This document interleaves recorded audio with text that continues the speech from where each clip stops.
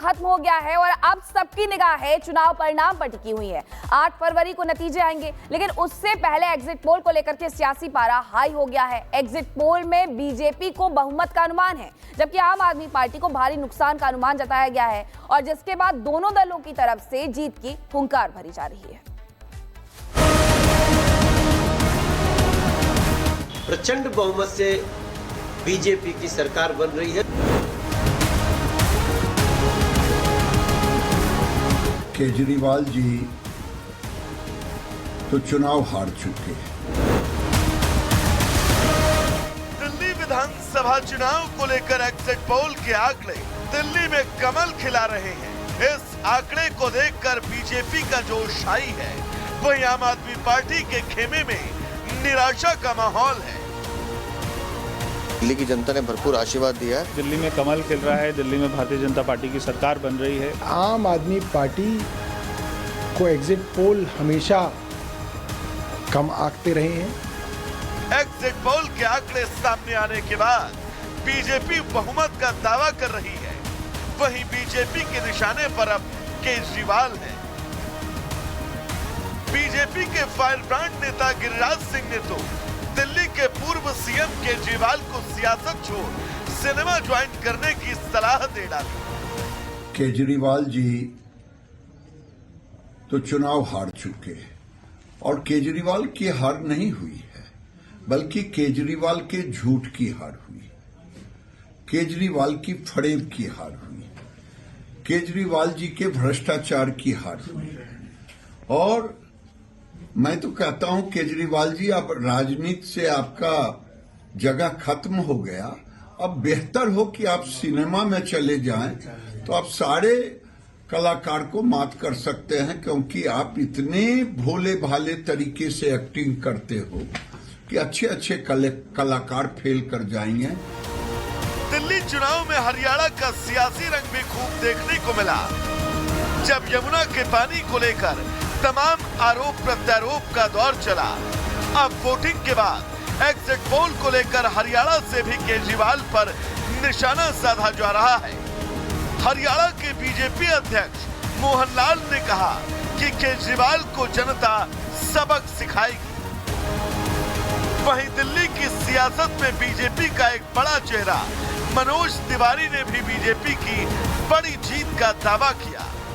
दिल्ली में ये जो विधानसभा 2025 का चुनाव हुआ है, और ये चुनाव बड़ा ऐतिहासिक चुनाव, बहुत चौंकाने वाले परिणाम इसमें आएंगे। मैं दिल्ली की जनता जनार्दन का बहुत बहुत आभार प्रकट करता हूं। दिल्ली की जनता का, जनता जनार्दन का, उन्होंने बड़े मन के साथ भारतीय जनता पार्टी को जो आज वोट करने का हमें पूरा यकीन है। 8 फरवरी को जब चुनाव के रिजल्ट आएंगे, आप देखेंगे दिल्ली में भारतीय जनता पार्टी की स्पष्ट बहुमत की सरकार बनेगी। प्रचंड बहुमत से बीजेपी की सरकार बन रही है। 27 साल बाद ही सही, मगर वापसी हो रही है। एग्जिट पोल एग्जिट से बेहतर होगा, ऐसा मेरा विश्वास है। मैं जिस प्रकार का रुझान दिखाया है दिल्ली ने, मैं अभी से उनको बहुत आभारी हूं।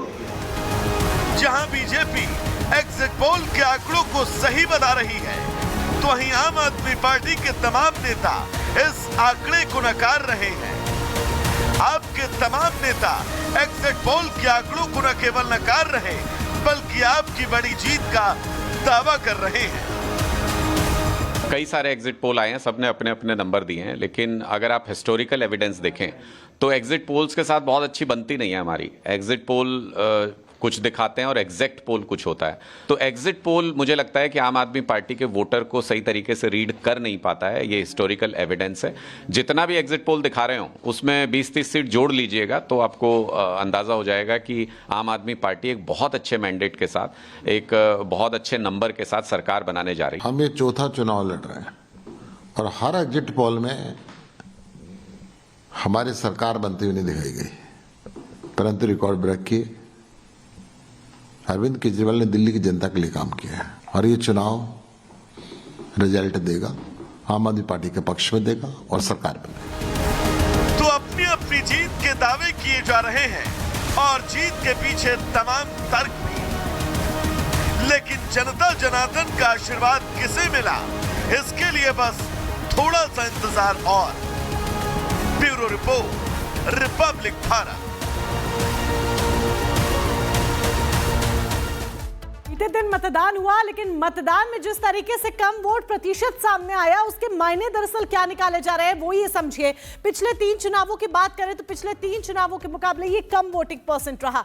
2025 में 58% वोटिंग हुई है। 2013 की बात करें तो 65.63% वोटिंग हुई थी और 2015 की बात करें तो 67% वोटिंग हुई थी। 2020 में 62.59% वोटिंग हुई थी, लेकिन अब इस बार 2025 में वोटिंग कम रही है। तीनों बार दिल्ली में आम आदमी पार्टी की सरकार बनी जब वोटिंग ज्यादा रही, और ऐसे में 2015 की भी हमने आपको बताई, 2020 की भी बात हमने आपको बताई, और अब 2025 में जिस तरीके से वोटिंग प्रतिशत कम सामने आया, इसके बाद और एग्जिट पोल्स जो निकलकर सामने आ रहे हैं, उसके बाद गहमा गहमी का जो दौर है वो और भी ज्यादा तेज हो गया है। और ऐसे में इंतजार अब हो रहा है 8 फरवरी का, क्योंकि 8 फरवरी को जब ईवीएम खुलेगी तब यह पता चलेगा कि जनता जनार्दन ने दरअसल फैसला लिया क्या है। 2015 में आम आदमी पार्टी को 67 सीटों पर जीत हासिल हुई थी। 2020 के चुनावों में वोटिंग प्रतिशत 63% था।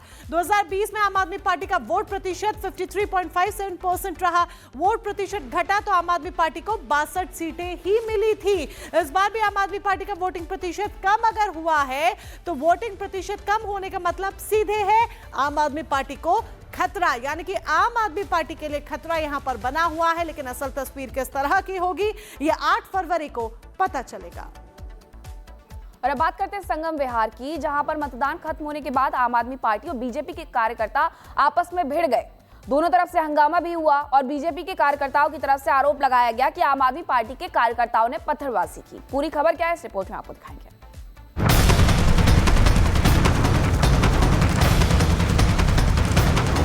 संगम विहार में हंगामा,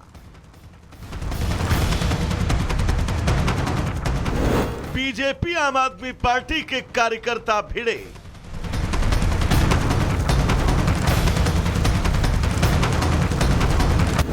बीजेपी दफ्तर पर फेंके गए पत्थर। दिल्ली के संगम विहार में मतदान खत्म होने के बाद जमकर बवाल हुआ। आम आदमी पार्टी के कार्यकर्ता और बीजेपी के कार्यकर्ता आपस में भिड़ गए। संगम विहार से बीजेपी उम्मीदवार चंदन चौधरी ने आम आदमी पार्टी के कार्यकर्ताओं पर मारपीट और बीजेपी दफ्तर पर पथराव के आरोप लगाए।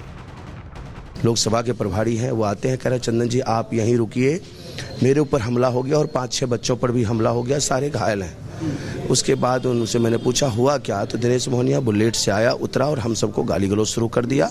जितने दफ्तर के बाहर? जी, हमारे दफ्तर के बाहर गाली गलौज शुरू कर दिया कि तुम जितने चंदन चौधरी के गुर्गे हो जान से हाथ धो बैठोगे। बीजेपी दफ्तर के बाहर हंगामे के कुछ वीडियो भी सामने आए हैं। उस वीडियो में लोगों के हाथ में पत्थर साफ तौर पर देखे जा रहे हैं।